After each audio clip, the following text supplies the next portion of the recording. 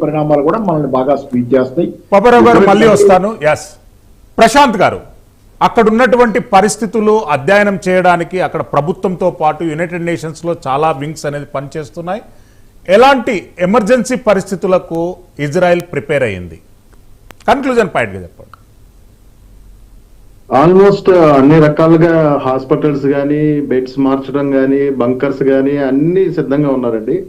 There is no problem for this. Food అంటే ఎక్కడ ఏం కావాలో అందరూ అన్ని సెటరేట్ చేసుకుని ఉన్నారు. సో బేసిక్లీ ఎన్ని రోజులు జరిగినా కూడా Israel people are ready to face it. ఇక్కడ ఇంకొక విషయం ఏంటంటే, నేను పెద్దలు పాపారావు గారు చక్కగా ఆయన డిబేట్స్ చాలా చూస్తూ ఉంటాను. నేను ఆయన సూటిగా మాట్లాడే మనిషి.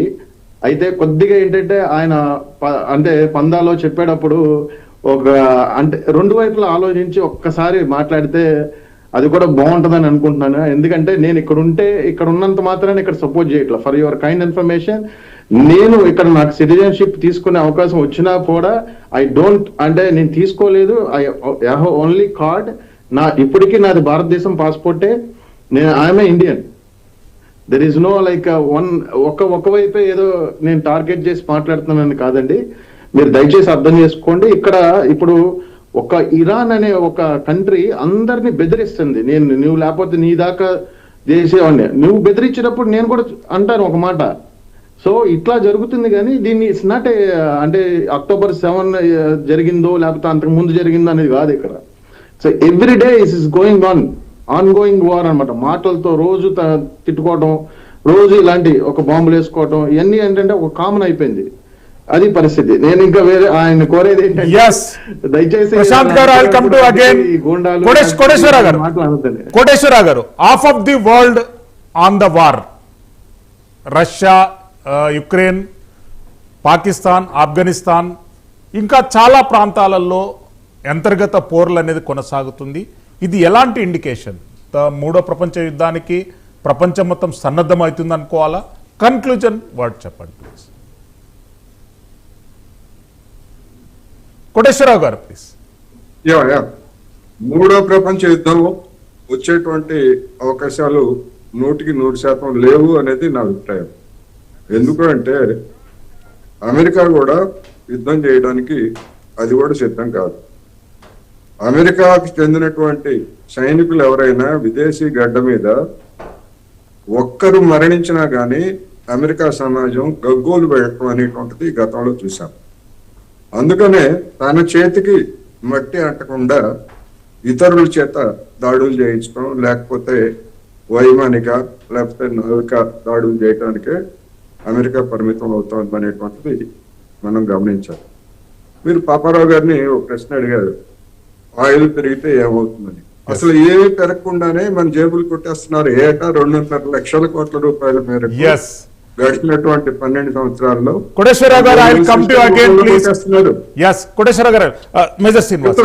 ఒక నిమిషం, ఎందుకంటే అది ముఖ్యమైనటువంటిది.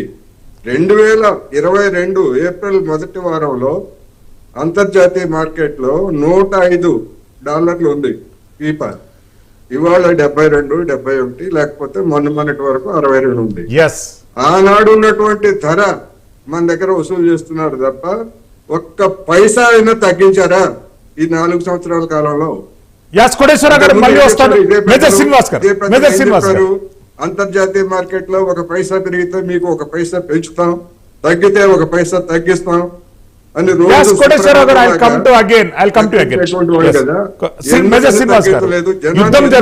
చేస్తున్నారు. ఏ యుద్ధం వచ్చిందని? గల్ఫ్ వార్ కొనసాగుతుంది. భారత్ పాత్ర ఇంటర్నల్ గా ఎలా ఉండబోతుంది, ఎక్స్టర్నల్ గా ఎలా ఉండబోతుంది? మనకు బార్డర్ దేశాలైనటువంటి ఆఫ్ఘనిస్తాన్, పాకిస్తాన్ లో కూడా వార్ కొనసాగుతుంది.